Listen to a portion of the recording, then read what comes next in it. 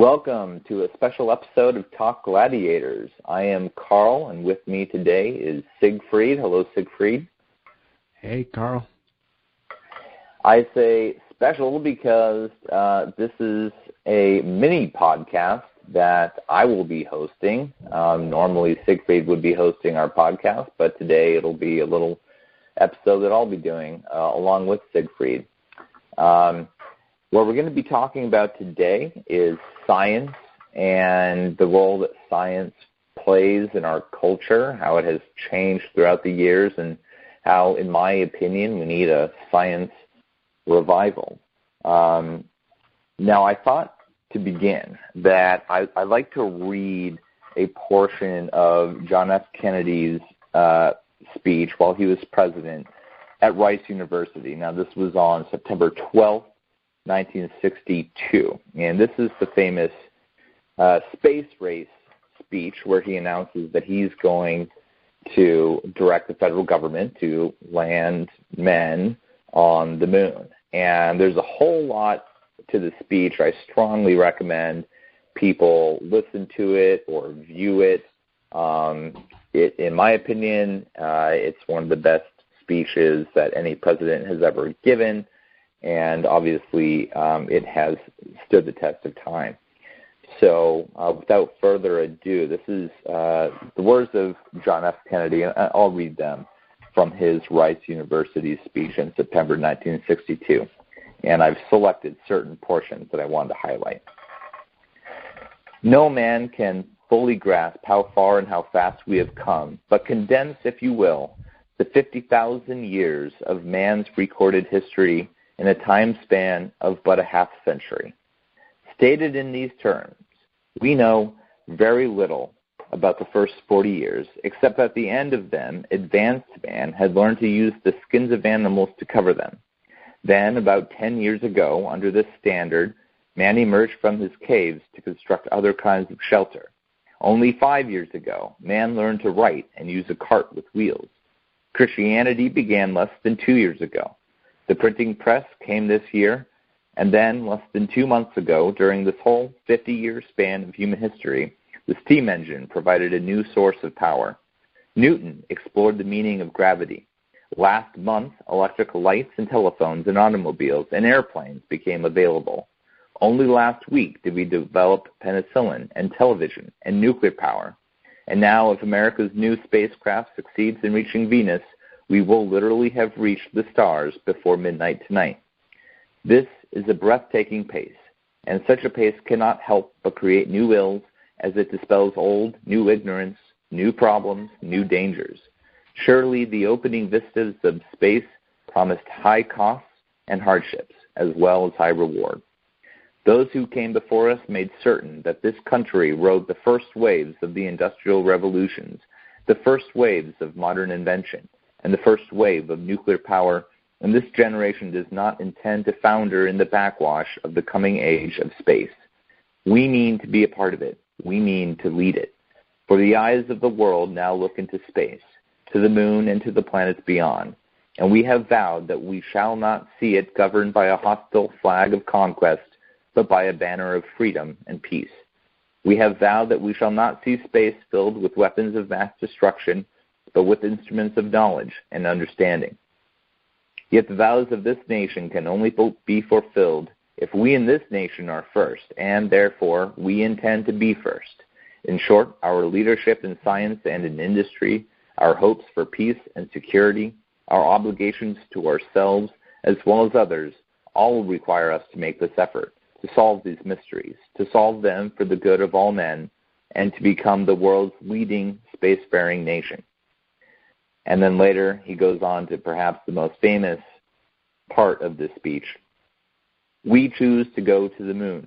We choose to go to the moon in this decade and do the other things, not because they are easy, but because they are hard, because that goal will serve to organize and measure the best of our energies and skills, because that challenge is one that we are willing to accept, one we are unwilling to postpone, and one which we intend to win, and the others too. Now, this is just a part of that long speech, which I, again, recommend that everyone revisit. every so often. I love it.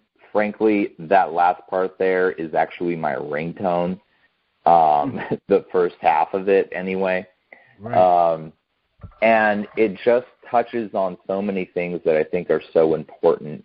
Most importantly, the connection between science and scientific progress and the pursuit of knowledge that we engage in using science and how it connects with our everyday lives and the lives of our species. And I just think it's such a good, obviously, the use of words, the language, some of the metaphors are really powerful. And unfortunately, I feel like you don't hear as much of that type of talk these days. And so, Siegfried, I'm wondering what is your relationship with science, and what do you think of what JFK had to say? And I guess we'll start there, and then we'll kind of move on after that. My background is in science. I have a master's degree in computer science, and I've always had a love for science since I was a small child. That stood out. There's certain subjects that children like when they're young, and then they really gravitate towards it. My younger brother, he loved reading, so he's all into books. He always had a novel in his hand.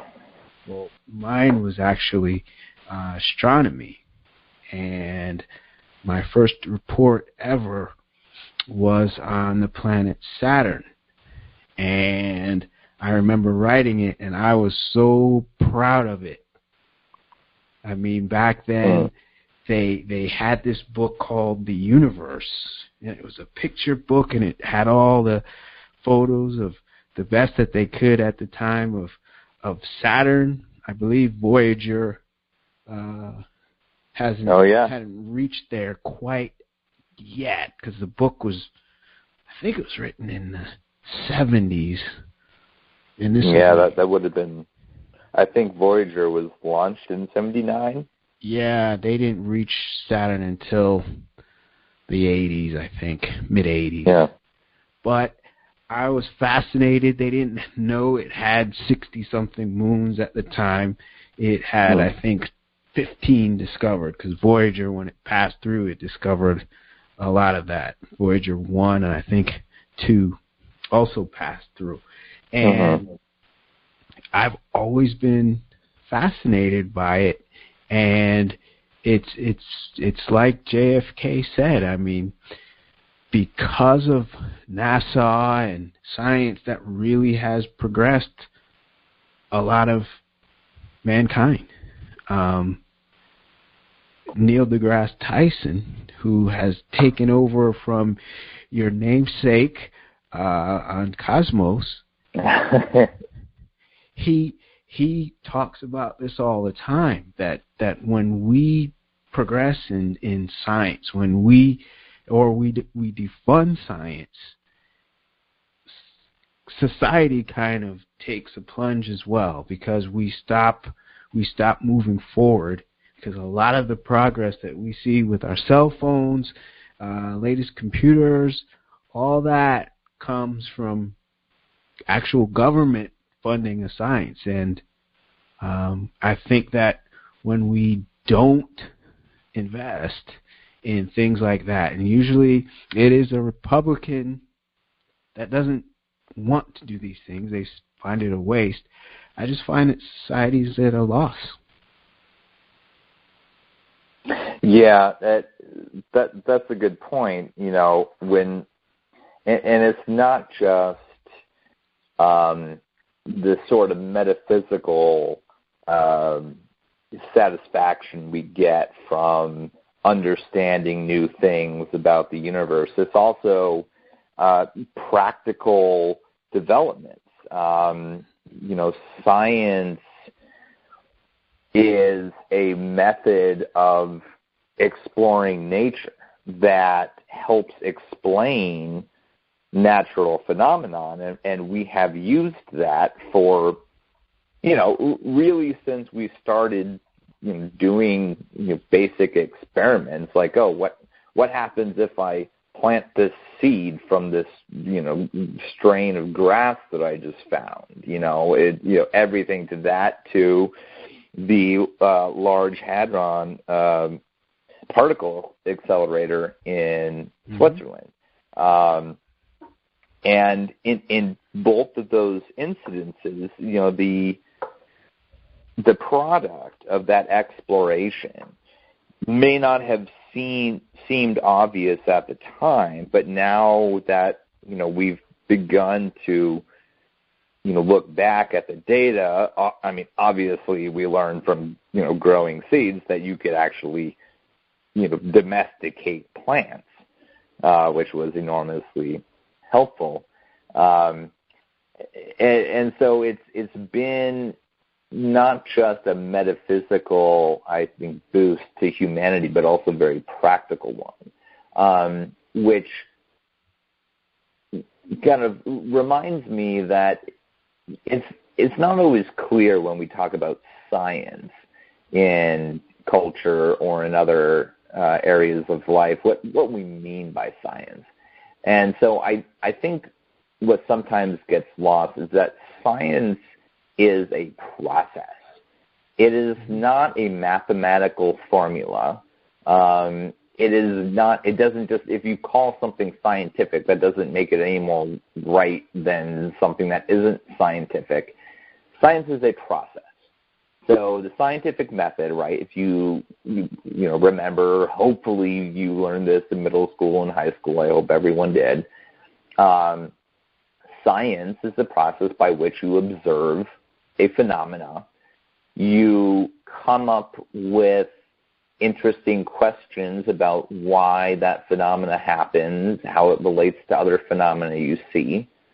You formulate a hypothesis to answer those questions that you raised, and then you create experiments that you think can help answer those questions.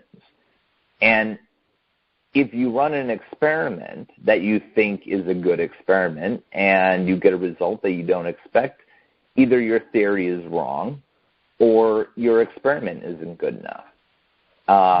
If your experiment matches, if the results from your experiment matches your prediction, then that's good evidence that your original prediction is correct and you can call it a theory. And it's never ending. 100 years ago, 1915, Albert Einstein came out with his theory of general relativity, which we know today to be correct. But it wasn't until years later that experimentation was finally able to prove his truly astounding and brilliant theories about what gravity is and how matter and energy warp what we know as space-time. He just made up those, not made up, but used math to create those theories. And it wasn't until other people were able to test it that we knew it was true or not. So that's the thing about science. It's a process, and it's a never-ending process as well. Yeah, absolutely. So let me ask you, Siegfried, what kind of I feel like we can't really have this discussion without talking about our favorite science fiction. So what is some of your favorite science fiction? I love Star Trek opposed to Star Wars. Now, don't get me wrong, I'm not a Star Wars hater. I mean, when I really want to, sometimes get energized or just satisfy part of my mind, I go to Star Wars, the original first 3 movies, first 2 particularly. I think Empire Strikes Back is probably one of the best best movies I've seen, and it's from the 80s. Usually don't say that about too many 80s movies. And I agree.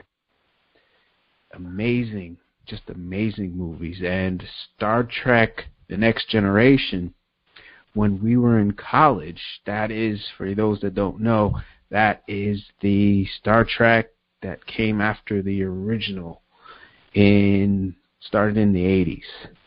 And I lived in a dorm my freshman year that was only engineers and science majors. So we had physics majors, chemistry majors, engineers, computer science guys like me.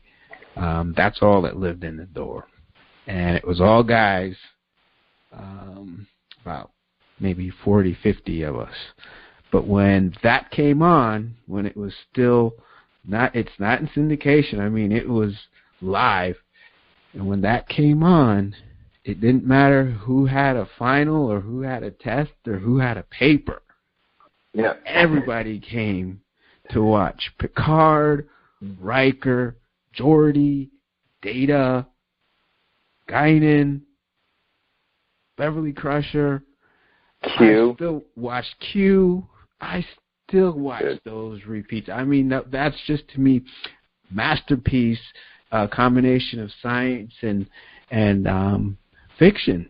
And I could go on about all the science fiction things I have, but Star Trek is probably my go-to, just like a lot of nerds do.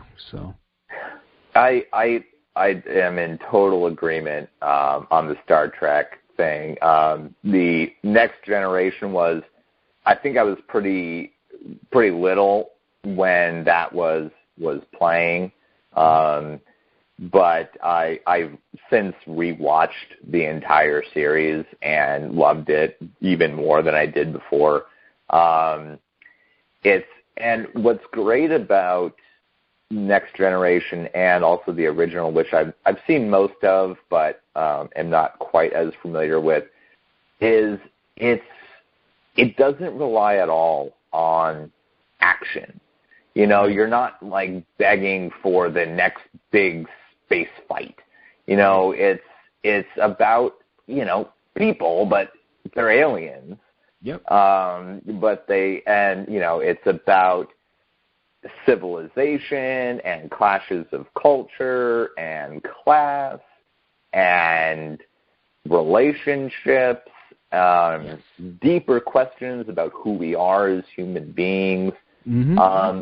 One thing I'd like to ask you about, as a black man, what was your reaction to, because Star Trek was also a series, both the original and Next Generation, that was pretty, for the time, bold in its, portrayal of African-American actors and actresses and their relationships with white people. Was that a thing for you, or were you just kind of like, hey, this is a good sci-fi show, I love the space stuff, it's cool, When you're watching science fiction and science and the people who love that color goes away.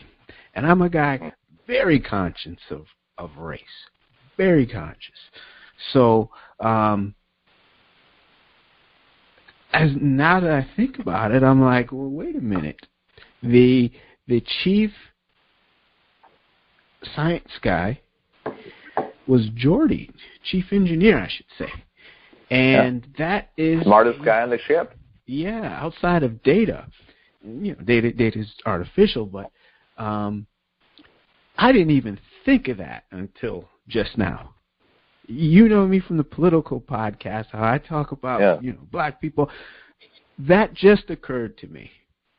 So when you're in science fiction world and you're amongst your nerd peeps and everything, and your geek peeps and all that, you really forget about race and so on. A lot of people, from the generation before, and I'm going to say that the Star Trek before that was also great stuff.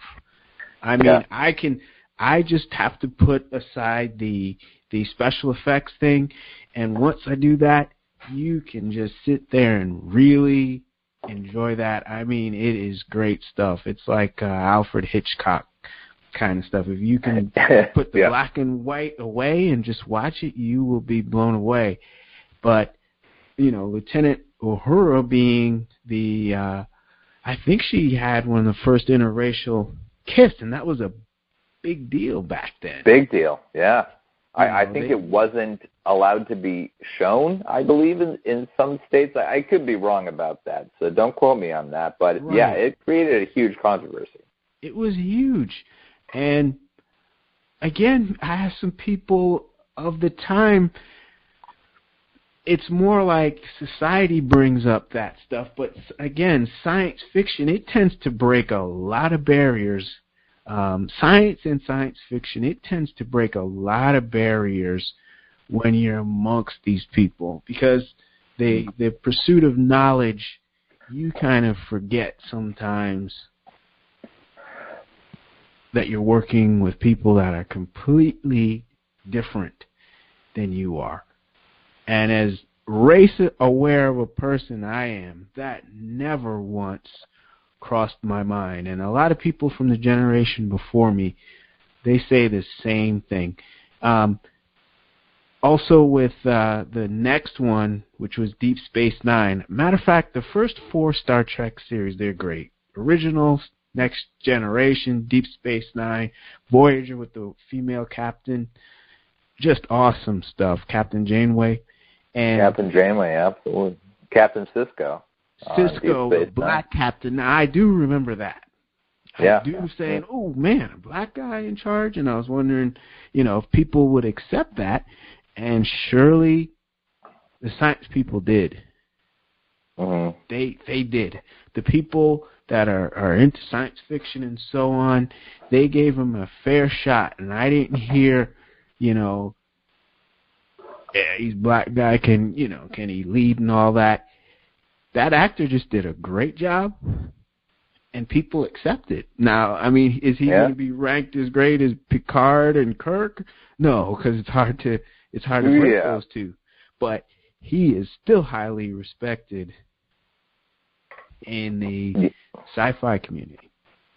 Yeah, and what's interesting, and I honestly just thought about this, is that series, that the whole idea behind that series is that, you know, this is way in the future where there is no distinction among races and, you know, ostensibly gender, although obviously you can see some sexism in the shows.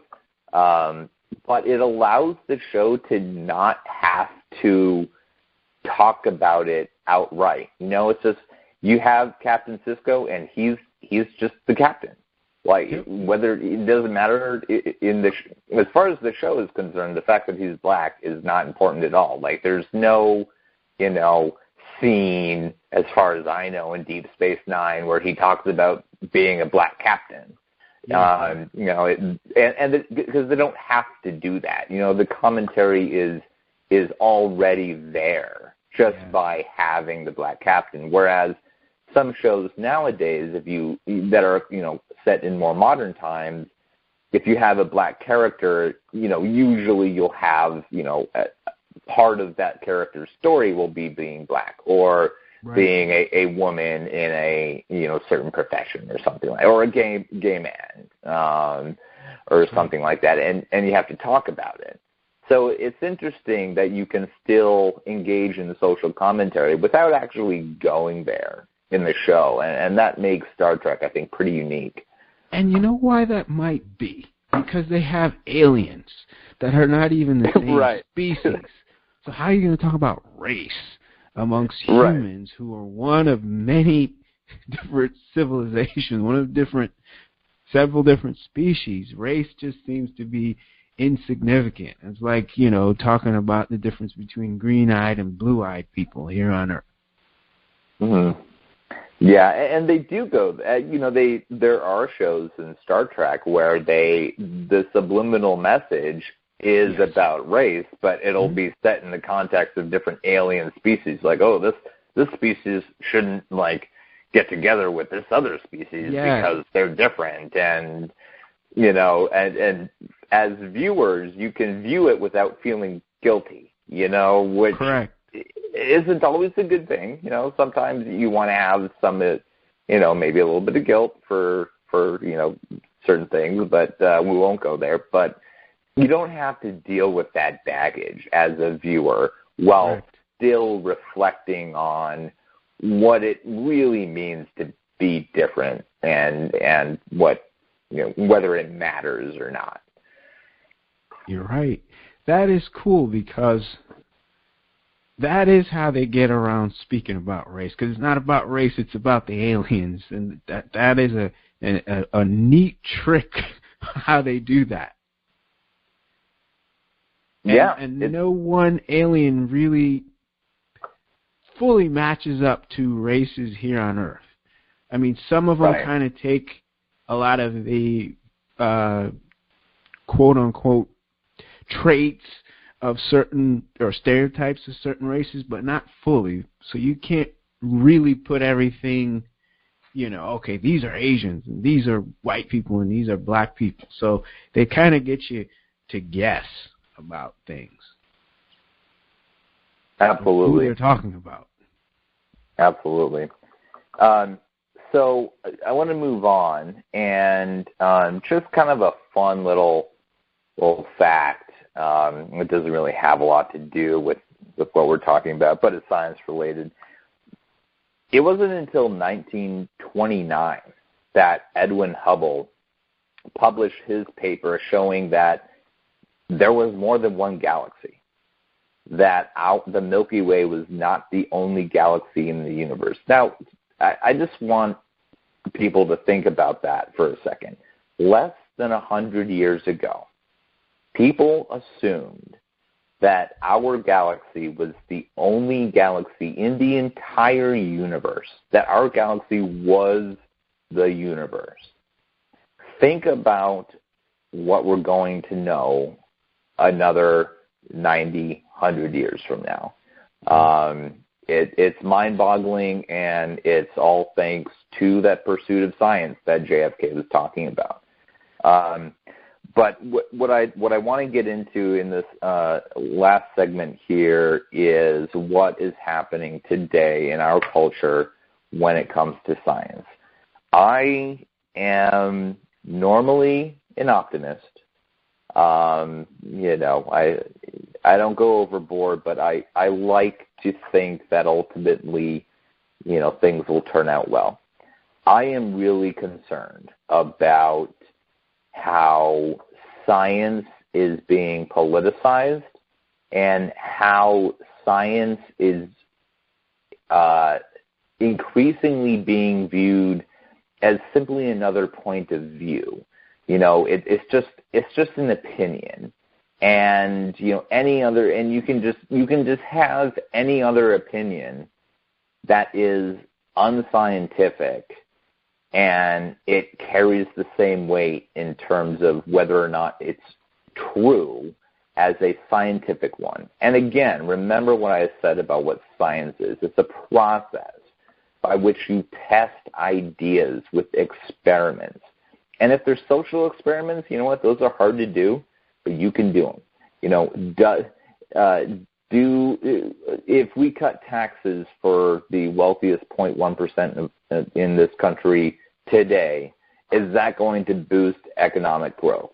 That's a hard question to answer, but you know what? If you use the scientific method and you try to make experiments or look back at history, at other times this has been done, you can come up with a pretty good guess about what will happen. I'm not going to get into the details of current tax reform or anything like that, but I guess my point is that a scientific opinion is one that is based on data and on testable theories. And so my concern now is that we are treating that as though that is the same as just making something up because you want it to be true. And I don't know if this is new. I suspect it's not totally new, but I am concerned that it's worse now than it has been. Take climate change, for example. In this country, we have a shocking number of people who reject the pretty well-established fact that human activity, burning of fossil fuels, adding greenhouse gases to the atmosphere is warming our planet and causing climate change. That is a scientific fact. And yet there are many people who, even if they aren't deniers, will say, well, there's two sides to the thing. That's like saying there's two sides to whether or not the earth is flat, quite frankly. And there aren't. Yeah. There's the correct side and then the incorrect side. There are differences in, very specific effects and, certain time frames, but there's general agreement on that particular issue. And I'm just using that as an example. Mm-hmm. But does that concern you? What do you think is the cause, and how do you think we break out of this sort of hatred of science, which not everyone shares? Obviously, you and I are big science fans, but a large enough size of the voting population, people who are going to base their votes on what they believe to be facts. Okay, so what I've seen, we have on Top Gladiators, the political show, we have conservative hosts. One is on hiatus, and he didn't believe in global warming. And the reason people on the right don't believe in that are generally for two reasons. One, they believe it's something that the left can use to tax more. And the general stance on a Republican viewpoint is more taxes are bad. So they have a segment of their anti-global warming or anti-science in some cases that it's based on taxation. The other part, actually there's three. The other part is religion, particularly Christian religion. And what their first movies on global warming did is they showed a flood. They showed that if global warming happens, we're just going to be a water planet. Global warming doesn't say that. Most likely, the worst case scenario I've seen people plot out is the coastal cities just flooded, right? And maybe 100, 200, 300 miles inland, those cities will get flooded out. But far from the entire planet covered.